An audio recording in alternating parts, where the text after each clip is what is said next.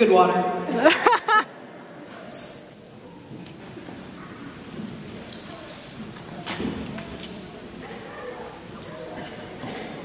Before I start this, I just want to acknowledge that we are on the traditional, unceded territory of the Musqueam, Squamish, and Tsleil-Waututh peoples.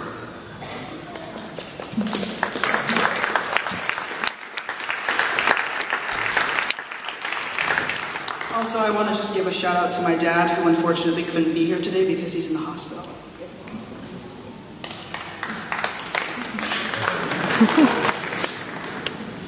My name is Janice, student number 809347. Homeroom 12B. I turn 18 in exactly a week from today. And I've gone to Templeton for 5 years. I'm just going to tell you right now, if you're expecting a run-of-the-mill, overly sentimental speech, you might be disappointed. I'd love to tell you about how the grad class sitting in front of me right now is filled with future doctors, lawyers, presidents, and CEOs. But realistically, we're all going to be broke students for the next 10 or 15 years. After the ceremony, I'll actually be in the front accepting donations for student loans. If any of you want to help soften the blow to my already depleted bank account and my equally depleted heart. So if you see me crying during this speech, it's not because I'm thinking about how much I'll be missing provincial exams. I'm crying because I'm thinking about how a few college textbooks cost as much as a decade's supply of McDonald's. Or a month of rent. Textbooks. McDonald's. Rent. All things that will cause us students financial distress in the few years of post-secondary to come. They say that post-secondary is like riding a bike, and the bike is on fire, and the ground is on fire, and everything's on fire because you're in hell.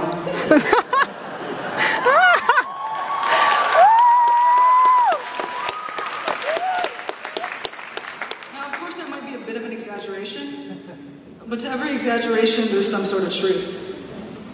I think it's safe to say that life after high school is a pretty big question mark for most, if not all of us, no matter what our plans might be. Even the people that say they know what they're doing or where they're going after high school, chances are they don't actually know what they're doing or where they're going after high school. And that's all right, because no one really does. No one knows what will happen in the next few years. Nothing in the future is really ever definite, and everything is always subject to so much change. Some people spend all 5 years of high school and the rest of their lives after that trying to figure themselves out, what kind of people they want to be around and what kind of people they want to be. I know that a few years of institutionalized education has trained me to write endlessly about things like existentialism, Macbeth, how the mitochondria is the powerhouse of the cell, the evolution of feminism and the cis-heteropatriarchy, the Cold War, Lord of the Flies, and how the chemoreceptors in the medulla oblongata trigger inhalation when there's a low supply of carbon dioxide and hydrogen ions in the blood.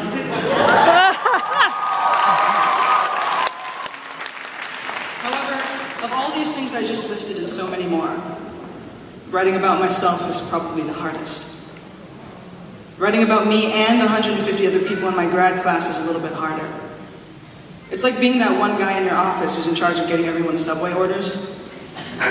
You've got one coworker who's allergic to everything. You've got another coworker who's on a vegan and gluten-free diet. And then there's just that one guy who hates Subway and he hates you too. Case in point, you can't please everyone. For me to write a speech based on 150 people's individual experiences would turn this into a napping session. For me to write a speech entirely based off my own experiences in high school would be selfish. And unfortunately, my 5 years at Templeton weren't exactly like High School Musical. I wasn't ever able to be in a sing-off with my classmates, or passionately belt out a verse or two in the middle of the exam. And honestly, it saddens me to think I'll never be able to have a 15-minute dance sequence with Mr. Scherf. But I'd like to thank the teachers who helped us get on this stage today. Thank you to my 10th grade PE teacher, Mr. Mallard, for reestablishing that yes, running is not a strength of mine, and neither is strength or basic coordination. Thank you to my English teacher, Miss Valedictorian, because without you I would definitely be illiterate and I wouldn't be able to read off these papers right now. And thank you to the retired math teacher, Mr. Jensen, for making me realize that I hate whoever thought it was okay to mix the alphabet with numbers. By the way, whoever did that, you're sick and you need help. But in all seriousness, thank you to all of the teachers. Thank you for your worksheets, your words, your half marks, for the red circles on our essays and the dark circles under your eyes. You are underappreciated. Without you, we would not be here today in this moment, sitting here. And moments of clarity and stillness, just like the one right here, right now, are important in the world of constant motion that we all live in. And I think we all know that life doesn't ever really slow down for anyone. It's like we're all eternally 5-year-olds at Playland on the teacup ride. And it keeps spinning and spinning and spinning, and you're either laughing or crying or screaming, or you're doing all those things at the same time. But either way, when you're spinning and everything is in motion, somehow you still catch a glimpse of your mom standing 4 meters away. She's wearing a purple shirt and she's holding your dinosaur backpack. And it's like you pause time and this still image of your mom sticks with you for the rest of your life. High school is the same in a way. You're either laughing or you're crying or you're screaming or you're doing all those things at the same time. And yet there's fragments of moments that still slip themselves into your mind. 10 or 15 years later, these things are still just as vivid. The color of the lockers, the smell of the changing room, the 0.5 ply toilet paper, Miss Bombino telling you to get your feet off the couch, the sweaty hands during square dancing, that girl with blue streaks in her hair who sat in front of you in chem and now she's married and so are you. Now you've got a kid and a mortgage and a receding hairline. But all the vivid memories become even more lucid when you realize everyone else has memories just as clear as yours. The word sonder, S-O-N-D-E-R, means to realize that each and every person has a life as vivid and complex as your own. That out of every single one of the 7 billion people alive on this earth today, you are not the only one graduating from high school. This is not the only grad class of 2015. And that there are a million other kids walking the stage. A million other kids who want to be singers and nurses and entrepreneurs and actors and electricians and engineers. There's a million other physics projects and in-class essays and lab reports and campus runs and high school sweethearts and breakups and proms in this world. And you have to realize that at all points in your life, everything you've learned, everyone you know, every book you've read, every late-night conversation you've had, everything that's happened to you, everything you stand for, everything that you are, is a single letter. In a word, in a long sentence, in an even longer paragraph, on a page, in a chapter, in a book, on a bookshelf, in an aisle, in a library full of aisles of bookshelves, in a world full of libraries, in a universe full of worlds. High school is just one of the many worlds that we'll travel to. And soon it'll be nothing but something that we used to know, like the back of a friend's head or the answers on a test. And some people don't like the thought of being a single letter, but I think that smallness doesn't necessarily mean insignificance. You need that one letter to complete a sentence. You need that one pixel to complete a photo. You need that one star to complete a constellation. And all it takes is a clear night for the stars to tell you that though we live in this universe full of worlds, we are all walking constellations, and the universe is little compared to that day your mom held your backpack at Playland.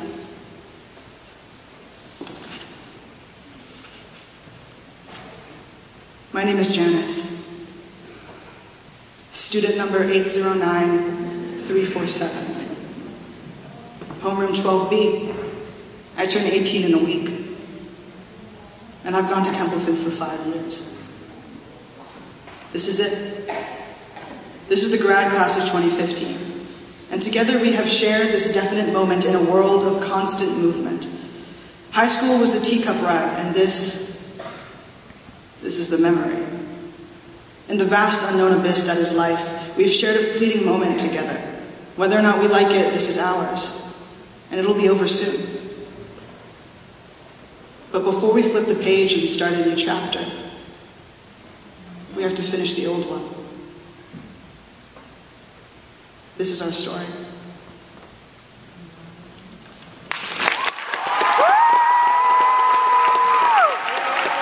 Yeah, Janice!